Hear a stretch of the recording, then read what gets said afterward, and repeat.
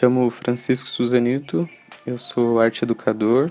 Bom, arte urbana para mim, em primeiro lugar, e eu vou tentar ser sucinto, porque esse assunto é algo que muito me agrada, então, portanto, eu vou ser breve. Arte urbana para mim, em primeiro lugar, é diversão. Eu acho muito bom sair para pintar.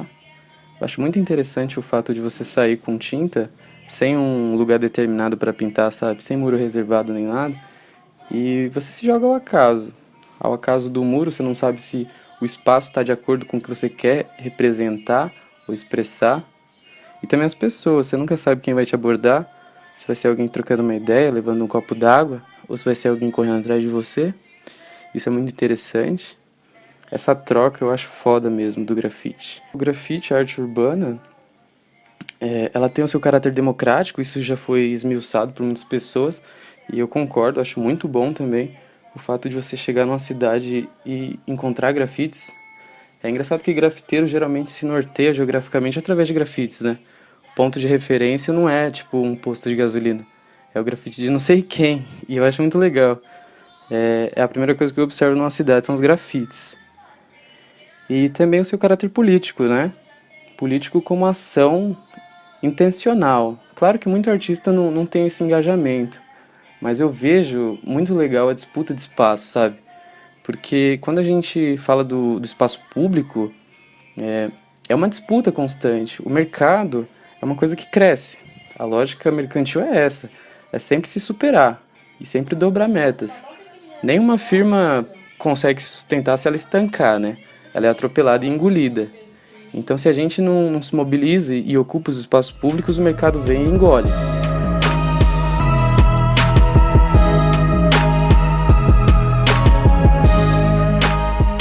Bom, no começo a minha família tinha muito preconceito com o rap, com o hip hop. Tanto é que quando eu tinha 9 anos e eu tinha um celular que nem tinha Bluetooth ainda, não tinha nem internet, nem nada, só que tinha a rádio. Aí eu entrava na FM 105 e ouvia rap nacional. Fazia gravar todas as músicas que tocavam na FM. A primeira música que eu ouvi foi de Facção Central na FM e desde então aí eu comecei a fazer álbum dentro do celular para me poder ouvir depois. E um certo dia meu pai pegou eu ouvindo, isso e fez eu deletar todas as músicas, deu um discurso. Eu poderia virar bandido e tudo mais, coisa de pai mesmo e de mãe que não entende sobre a cultura hip hop. E hoje em dia eu consigo ter um relacionamento muito bom com a minha família envolvendo o hip hop. Hoje em dia eles conhecem e sabem que não é tudo aquilo que as pessoas de fora vê, porque eles veem a gente como marginalizado. Mas a gente pode até ser marginalizado, mas a gente é consciente e sabe que isso aqui é cultura, que isso aqui já salvou muitos moleques, já tirou pessoas de rua, sonhos que estavam mortos, mas hoje estão vivos graças à cultura hip hop. Isso tudo é muito lindo. Vejo mina, vejo trans, vários tipos de pessoa envolvida no hip hop. Já frequentava o Sarau Família Pátria Nossa, de Salto, que acontece ali na Matriz, de frente com a CEUSP, acho que a maioria sabe. E em 2017 eu levei a câmera, na primeira vez que eu levei a câmera, viram o meu trampo, gostaram e eu fui convocada para ser parte da Família Pátria Nossa. Desde então eu consegui um espaço muito grande dentro do hip hop, muita gente me acolheu, muita gente me apoiou.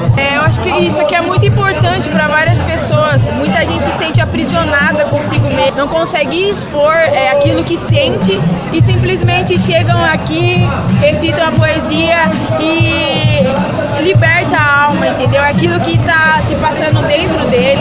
Tem muita gente que rima expondo tudo aquilo que está sentindo e isso é muito importante, né? Libertação de alma mesmo, você não se sentir mais aprisionado, mas você está libertando.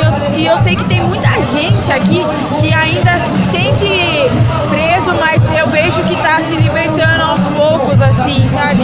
Então, escrevendo poesia, chegam e aqui é também uma forma de você ter a apoio, de você ter algum abraço, de você chegar e falar do seu sonho e pessoas te abraçarem, porque muita gente aqui tem sonhos e estão se concretizando. Então, quando vem pessoas de fora que realmente não acreditam no seu sonho e alguém dá um abraço, é muito importante. A visão da sociedade sobre a arte urbana hoje, ela tem muitas direções, digamos assim, há opiniões para todos os lados, diferentes posições.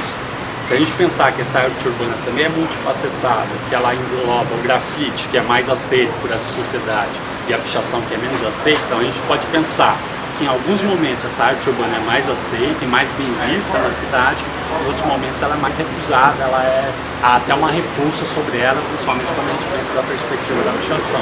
Então eu diria que não há uma opinião ou um consenso sobre a arte urbana na sociedade, mas há muitas visões, inclusive porque o que a gente chama de arte urbana engloba muitas coisas, engloba grafite, pichação, sticker, arte pública de uma maneira geral.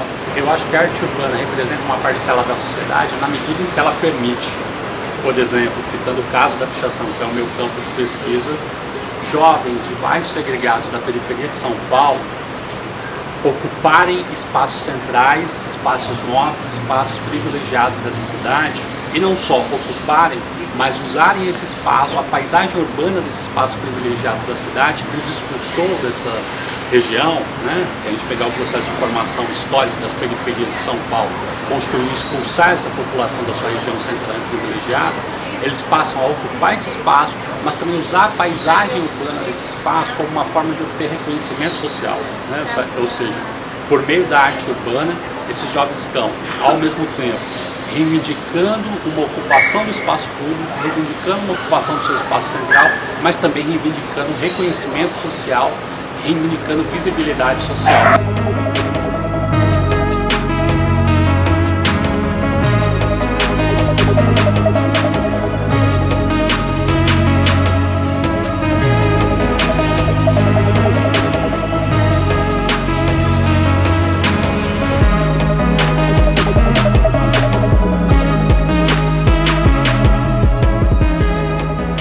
A ideia de estar na rua pintando não é fetiche ou qualquer coisa para desaguar ódio, né? Porque é muito típico o raciocínio a partir desse ponto de vista. Ah, o pessoal está muito bravo e vai pintar, e vai pichar, e vai fazer isso. Não, não, a coisa evoluiu justamente por necessidade de arte como educação. Não que seja uma doutrinação, e não é nunca, porque é espontâneo e livre. Mas é a desinstitucionalização do fazer artístico e do mostrar arte. Beira, e está muito próximo da desvalorização, porque o ato é na rua e é no muro, então é óbvio que, digamos assim, os nossos Alpes de poder vai olhar com desprezo isso. Só que isso hoje acabou, né? Hoje, 2018, você tem quase 30 anos de grafite no Brasil, a partir de 80. Em São Paulo, logicamente, isso veio evoluindo e, lógico, teve muita influência de Nova York. E, crendo ou não, seguimos algumas características do grafite de Nova York. Muita gente trabalha nesse ponto. Mas, indo além na questão, é que é o porém. No Brasil, a gente tem uma miscigenação cultural muito poderosa e isso trouxe para o grafite boas coisas, ou seja, de técnica, muda totalmente o paradigma tradicional americano. Então, há uma nova roupagem, uma nova proposta no mundo de intervenção urbana aqui no Brasil. Então, você vai para São Paulo, dá um passeio no Cambuci, na Liberdade, ou lá em Pinheiros, você está vendo grafite o tempo todo. Se você entende de arte, ou se você tem um mínimo de conhecimento, que é um pouco de leitura, um pouco de entendimento do que é, você começa a extrair essas características que só se vê no museu, a partir de obras de arte, consegue se extrair isso dos grafites, das ruas, né? E consegue transcender o próprio conceito da ideia de instituição, obviamente, está dentro do conceito de arte contemporânea por conta dessa liberdade de expressão e liberdade de expectação. Então tem a abertura para qualquer pessoa ver inclusive para qualquer pessoa pagar, né, o que é importante também.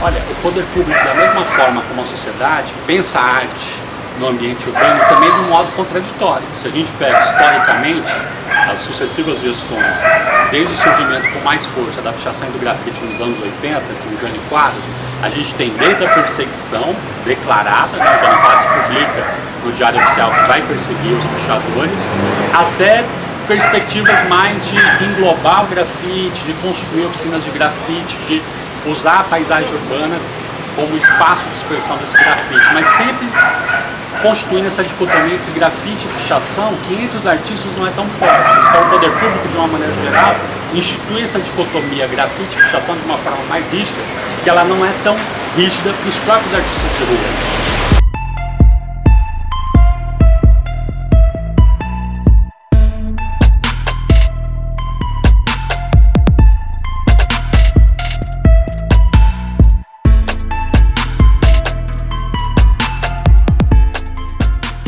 Nós temos no Brasil, nas mais diversas áreas da cultura, né? O que seria a cultura como definição, né?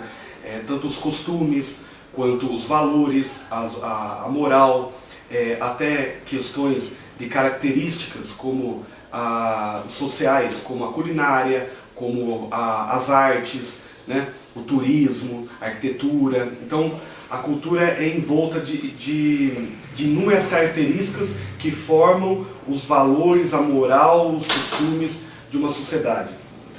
Nós temos no Brasil um cenário, antes da Semana da Arte Moderna, em 22, nós temos um cenário onde quem pautava a cultura é o europeu, é o hemisfério norte, para a gente aqui enquanto Brasil, América Latina, né? Isso acontecia nos mais arredores aí do Ocidente.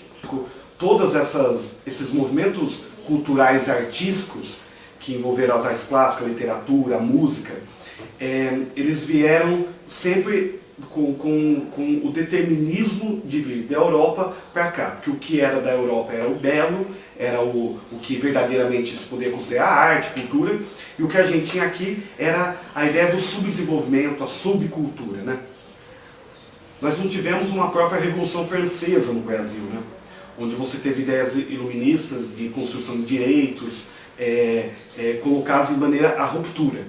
O que nós tivemos no Brasil foi uma mudança do modo de produção, de uma sociedade onde o que predominava os chamados os senhores do engenho, né, como elite econômica, e os mesmos senhores do engenho transitaram para a burguesia, a industrial, o que a gente conhece hoje como agronegócio, e até a questão, a burguesia financeira.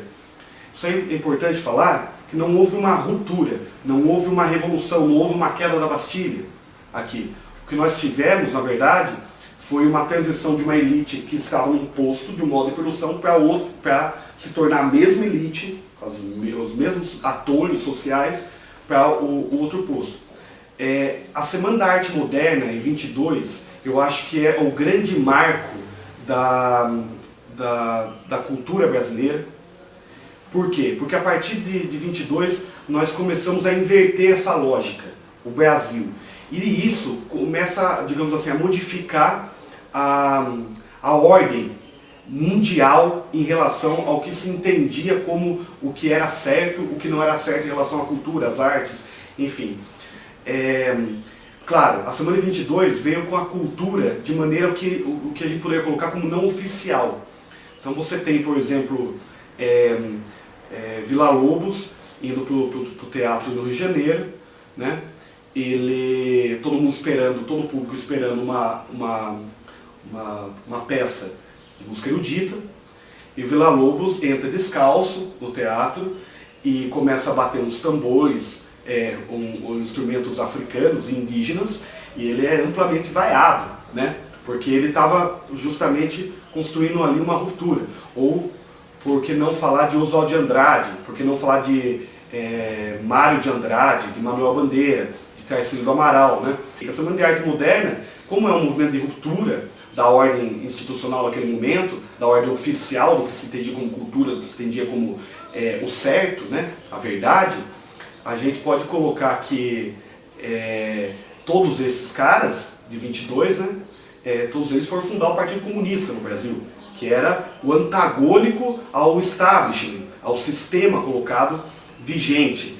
E, claro, o ultramoderno, né? Porque, digamos assim, as ideias de socialismo, as ideias vindo do sindicato, de trabalhadores que começaram a nascer naquele momento, elas só foram se consolidar anos depois. Elas só foram aderidas para o Estado como realmente um espectro político anos depois. Então aquilo se mostrava uma grande ruptura naquele momento.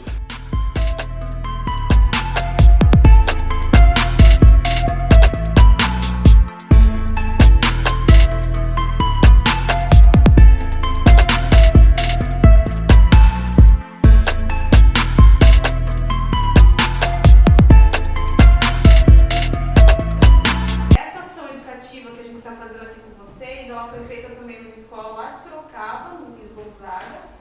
Os alunos lá produziram textos, e aí é legal a gente falar que a produção que vocês vão fazer aqui hoje vai entrar na nossa exposição final, que é do nosso trabalho de conclusão de curso. Eu acho que pensar a relação entre arte e educação e arte urbana tem a ver bastante com pensar o espaço público da cidade, pensar em que medida a arte e a educação permite tensionar esse espaço público da cidade por meio da arte urbana. Pensando que a arte urbana justamente atua questionando os limites entre o público e o privado dessa cidade, questionando elementos de segregação, de produção de exclusão. Então acho que a arte e a educação, quando se alia à perspectiva da arte urbana, ela permite essa reflexão sobre a cidade como espaço público, como espaço da arte pública, como espaço do encontro. Como arte educador, né, vindo do grafite, da cultura hip hop, eu identifico alguns temas sendo abordados, né, no processo pedagógico como um todo. Ele hoje, o hip hop, né, o grafite, ele já é uma realidade, né, desde a época que ele surgiu. Hoje ele já é currículo. Ele norteia, assim, o processo pedagógico, né? Então, em alguns anos, algumas etapas, ele aparece mais presente, certo? Só que, como eu digo, ele aparece mais fragmentado. No primeiro ano, por exemplo, no caderno do aluno, você tem uma parte, o começo do livro, que você já aborda a intervenção. Por isso que ele aparece fragmentado, a gente não entende ele na totalidade. E se o professor ele pega para fazer um trabalho desse, dependendo da escola ele tem liberdade, dependendo da escola ele não tem essa liberdade, certo? Então eu vejo o hip hop hoje, sim, como um currículo, ele aparece, só que vai muito do professor, né? Claro, vai da sua ética, né? De escolher, de fazer o recorte, ou você se aprofunda mais. Então, não sei, eu acredito que tenha muito a mudar ainda. Eu não tenho tanta autonomia, assim, tanta propriedade para falar, porque não faz nem um ano que eu estou dentro da sala de aula, né, ministrando minhas aulas. Mas eu vejo que o hip hop ele tem o seu espaço, sim, no processo pedagógico. Eu gostaria que tivesse mais, lógico, porque é o que eu gosto de fazer, que eu gosto de falar. Mas eu também gosto de falar de outras coisas. Eu vejo que na arte, a arte como um todo nas escolas, ela é sempre jogada como menos importante. Então, não é só o processo da arte urbana, mas a arte como matéria, assim, sabe? Como uma caixinha. Outra coisa que eu também sou contra, né? Você ter as disciplinas como caixas. Eu acho que todas elas fazem parte de um todo, mas isso é mais profundo, é mais estrutural.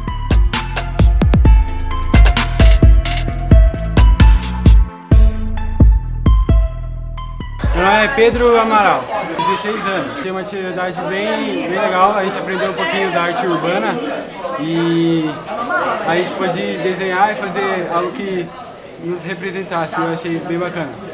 Eu me chamo Irene, eu estudo na ETEC Salles Gomes de Tatuí e eu tenho 15 anos. Comovente, na verdade, né, pra mim, principalmente porque como eu cresci em São Paulo e eu sempre pegava muito ônibus, eu sempre estava vendo a arte urbana E isso moldou muito do meu senso estético, do meu senso crítico, do meu senso de realidade. E eu nunca tinha, na verdade, parado para reparar nisso. Mas foi uma coisa muito gigante na minha vida, estar sempre em contato com arte, como se a cidade fosse um museu, né? Meu nome é Ingrid Fernanda, eu tenho 16 anos. Eu achei uma coisa bem mais dinâmica, bem diferente do que a gente faz na sala, que é mais escrever em lousa. Eu achei bem divertido, uma coisa mais descontraída. Meu nome é Marcos Vinícius, tenho 17 anos. Achei uma atividade bem interessante e foi bem prática. Porém, eu achei que faltou um pouquinho assim mais de dinâmica da sala e que poderia acontecer mais vezes. Porque raramente a gente faz uma coisa diferente dentro da sala de aula. Meu nome é Leonardo, eu tenho 16 anos, estudo na ETEC Salles Gomes.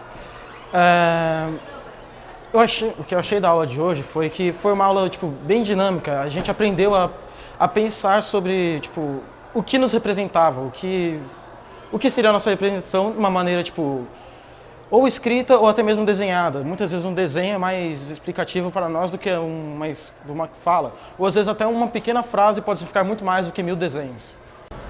Meu nome é Felipe, eu tenho 15 anos e eu estudo na ETEC Salles Gomes, no primeiro ETIM de Informática. A aula teórica, ela ajuda você a entender melhor, só que a prática, ela te dá mais confiança a fazer aquilo que você aprendeu teoricamente. Bem, eu espero que eu entenda algo assim, né? Que eu aprenda, que eu leve algo para mim e que eu goste até da aula, porque não adianta nada se você não gosta da aula, você presta menos atenção e acaba não aprendendo muita coisa.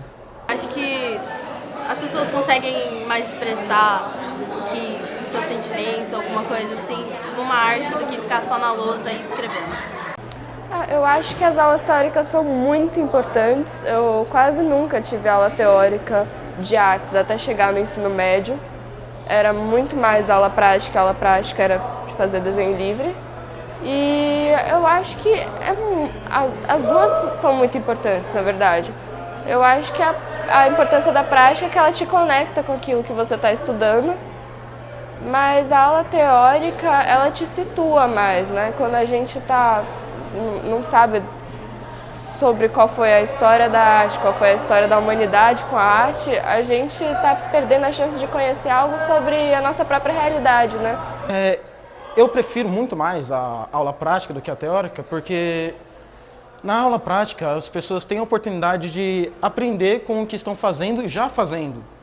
E até teve estudos que dizem que a pessoa fazendo, ela aprende mais do que só vendo um papel escrito que ela deve fazer. E isso é muito legal para mim, pelo menos. Na aula teórica você aprende sim algumas coisas, mas é bem menos, ou talvez bem mais por cima do que numa aula prática. E numa aula prática você vai acabar aprendendo, você vai ver o que você tem que fazer e até mesmo, como eu posso dizer? Você vai conseguir fazer até mesmo mais coisas do que estavam planejadas, dependendo do que você sabe. Porque a gente tem que fazer primeiro, pra gente poder entender, e depois a gente pode aprender um pouco mais a técnica, a mesma coisa e vice-versa. Então é uma troca, né, de ensino de tanto professor quanto aluno. Eu acho que eu espero de uma aula de artes que eu possa entender melhor as coisas que eu vejo, né, no meu cotidiano, além das coisas que eu estudo. Mas as coisas que eu estudo e não vou ver também, acho que elas também são muito importantes.